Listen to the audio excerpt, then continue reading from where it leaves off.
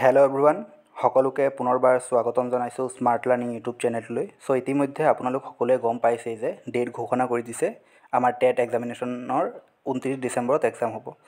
আৰু বহুতো ছাত্ৰ ছাত্ৰীয়ে আশংকা কৰিছে যে তেওঁলোকৰ কোৰ্চ কমপ্লিট হ'বনে নাই, কাৰণ 15 মাৰ্ক নতুনকৈ এড কৰিছে মেথছ পৰ্চনত। চ' আপোনালোকে যদি মেথছৰ ভিডিঅ' বিচাৰে, মেথছৰ ওপৰত যদি ৰেগুলাৰ চিৰিজ আপোনালোকৰ লাগে টপিক ৱাইজ গোটেইখিনি আমি টপিক ডিছকাছ কৰিব ট্ৰাই কৰিম, দেন আপোনালোকে কমেণ্টত জনাব। অকলে কমপ্লিট কৰাটো পচিবল নহয়, গতিকে মই আৰু মোৰ লগত আৰু এটা ইউটিউব চেনেল আছে, আমি মিলি পেলাই মেথছ কভাৰ মানে যিটো টপিক আছে গোটেইখিনি টপিক 20 দিনৰ ভিতৰত আপোনালোকে 15 দিন 20 দিনত কেনেকৈ কমপ্লিট কৰিব, আমি গোটেই এটা চিৰিজ আনিম বুলি ভাবি আছোঁ। কালি পৰহিৰ পৰা ক্লাছ ষ্টাৰ্ট হ'ব। চ' আজি হৈছে জিকেৰ পাৰ্ট 1, আমাৰ ষ্টেটিক জিকে হওক। ষ্টেটিক জিকে যদি আপোনালোকৰ আহে 80% আপোনালোকে ধৰি লওক আছাম ৰিলেটেড আহিব, আৰু 20% আপোনালোকে নেশ্যনেল আৰু ইণ্টাৰনেশ্যনেল জিকে আপোনালোকে চাব লাগিব। তেনেকৈ আছাম এণ্ড ইটছ পিপুল, চ' এইখিনি আপোনালোকে চাব লাগিব। আজি মই এটা নতুন চিৰিজ ষ্টাৰ্ট কৰিব গৈ আছোঁ, সেইটো হৈছে আমাৰ আছাম ইয়েৰ বুকৰ যিমান কুৱেশ্যন হ'ব পাৰে, চালি জাৰি যিমান কুৱেশ্যন হ'ব পাৰে আছাম ইয়েৰ বুকৰ পেজ 1ৰ পৰা একদম লাষ্ট পেজলৈকে গোটেইখিনি আমি ইনক্লুড কৰিব যত্ন কৰিম। আজি হৈছে আমাৰ যিটো প্ৰিফেজ আছিলে, প্ৰস্তাৱনা যিটো আছিলে আছাম ইয়েৰ বুকৰ, সেই প্ৰস্তাৱনাৰ পৰা মিনিমাম যিখিনি কুৱেশ্যন হ'ব পাৰে, যিবিলাক কুৱেশ্যন আহিব পাৰে, সেই গোটেইখিনি কুৱেশ্যন ইনক্লুড কৰিছোঁ। আজিৰ ভিডিঅ'টো ইমান দীঘলীয়া নহয়, আৰু আছাম ইয়েৰ বুক বহুতেই বেছি ইম্পৰ্টেণ্ট যিকোনো আছামৰ এক্সামিনেশ্যনৰ কাৰণে, কম্পিটিটিভ এক্সামৰ কাৰণে। চ' বোলো ভিডিঅ'টো ষ্টাৰ্ট কৰোঁ, ভিডিঅ'টো স্কিপ নকৰিব। বহুতো কিছুমান ইম্পৰ্টেণ্ট কুৱেশ্যন ডিছকাছ কৰা হৈছে, আৰু লাষ্টত আপোনালোকে টোটেল কিমান মাৰ্ক পাইছে, টোটেল কুৱেশ্যনৰ পৰা কিমানটা কুৱেশ্যন আপোনালোকে কাৰেক্ট কৰিছে, সেইটো কমেণ্টত জনাবলৈ নাপাহৰিব, ঠিক আছে। আজিৰ প্ৰথমটো কুৱেশ্যন হৈছে, ৰঙা নদী নীলা পাহাৰৰ দেশ বুলি কোনখন ঠাইক জনা যায়? এতিয়া আমাৰ অপশ্যন হৈছে উৰিষ্যা, কেৰালা, অসম নে মহাৰাষ্ট্ৰ। আপোনালোকে মনত ৰাখিব, ৰঙা নদী আৰু নীলা পাহাৰৰ দেশ বুলি আমাৰ অসমক জনা যায়, ঠিক আছে। এইটো এটা ষ্টেটিক জিকে কুৱেশ্যন হৈ গ'ল, বা আছাম জিঅ'গ্ৰাফী বুলিও আপোনালোকে ক'ব পাৰে।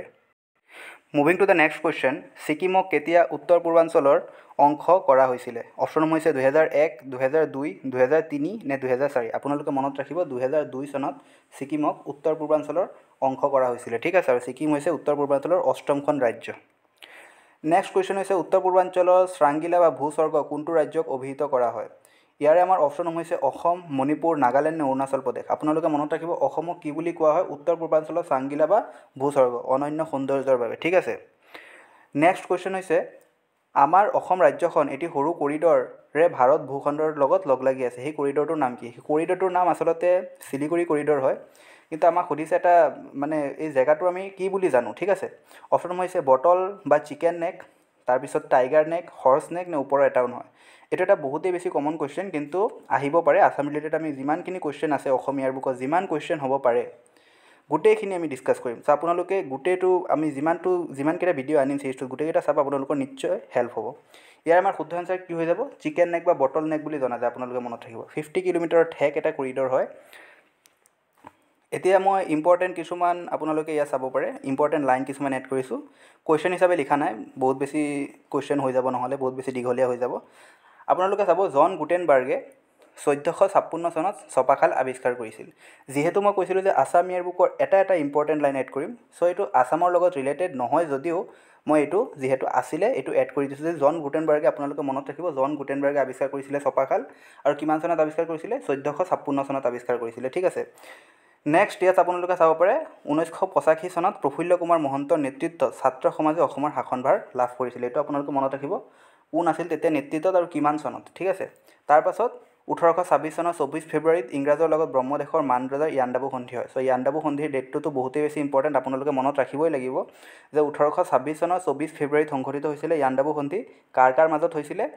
আমাৰ ইংৰাজসকলৰ মাজত হৈছিলে আৰু ব্ৰহ্মদেশৰ মাজত হৈছিলে, আৰু অসমক লৈ পেলাই হৈছিলে। ইয়াণ্ডাবু সন্ধিৰ পাছতে কি হৈছিলে যে আমাৰ অসমখন ব্ৰিটিছৰ অধীনত গৈছিলে, আৰু আহোম সাম্ৰাজ্যৰ পতন ঘটিছিলে।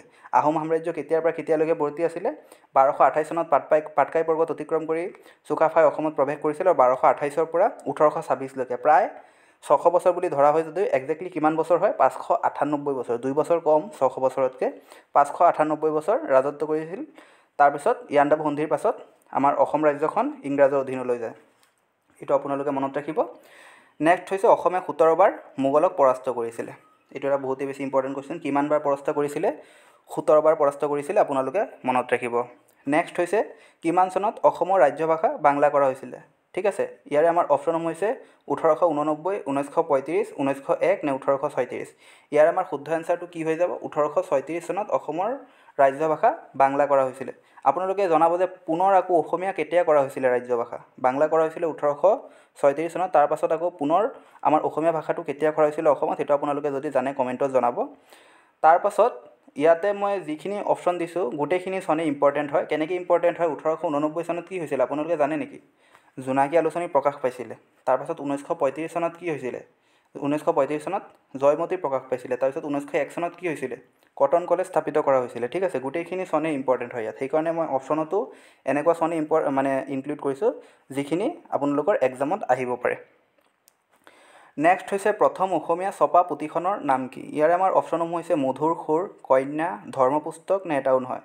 মনত ৰাখিব প্ৰথম অসমীয়া ছপা পুথিখনৰ নাম হৈছে ধৰ্মপুস্তক। ঠিক আছে, ইয়াতে মই ধৰ্মপুস্তকৰ ৰিলেটেড আৰু কিছুমান কুৱেশ্যন আছে আগত ভিডিঅ'টোত। নেক্সট হৈছে ধৰ্মপুস্তক পুথিখন কোনে লিখিছিলে? আমাৰ অপশ্যনসমূহ হৈছে আত্মাৰাম শৰ্মা, লক্ষ্মীনাথ বেজবৰুৱা, কমলাকান্ত ভট্টাচাৰ্য নে নলিনীবালা দেৱী। আপোনালোকে মনত ৰাখিব প্ৰথম অসমীয়া ছপা পুথি ধৰ্মপুস্তক কোনে লিখিছিলে? আত্মাৰাম শৰ্মাই লিখিছিলে। ঠিক আছে, বহুতে এটা কমন কুৱেশ্যনটো আহিব পাৰে, আছাম লিটাৰেচাৰৰ এটা কুৱেশ্যন হয়। নেক্সট হৈছে ধৰ্মপুস্তক পুথিখন কিমান চনত লিখা হৈছিলে? ইয়াৰে আমাৰ অপশ্যন হৈছে 1813, 1823, 1833 নে 1843 চনত। আপোনালোকে মনত ৰাখিব ধৰ্মপুস্তক পুথিখন কিমান চনত লিখা হৈছিলে? আত্মাৰাম শৰ্মাৰ দ্বাৰা 1813 চনত লিখা হৈছিলে। নেক্সট কুৱেশ্যনটো হৈছে এ গ্ৰামাৰ অফ আছামিজ লেংগুৱেজ কিতাপখন কোনে লিখিছিলে? ইয়াৰে আমাৰ অপশ্যনসমূহ হৈছে নাথান ব্ৰাউন, উইলিয়াম ৰবিনছন নে জন মিল। আপোনালোকে মনত ৰাখিব এ গ্ৰামাৰ অফ আছামিজ লেংগুৱেজ কিতাপখন কোনে লিখিছিলে? উইলিয়াম ৰবিনছনে লিখিছিলে। নেক্সট কুৱেশ্যনটো হৈছে আমাৰ এ গ্ৰামাৰ অফ আছামিজ লেংগুৱেজ কিতাপখন কিমান চনত প্ৰকাশ পাইছিল?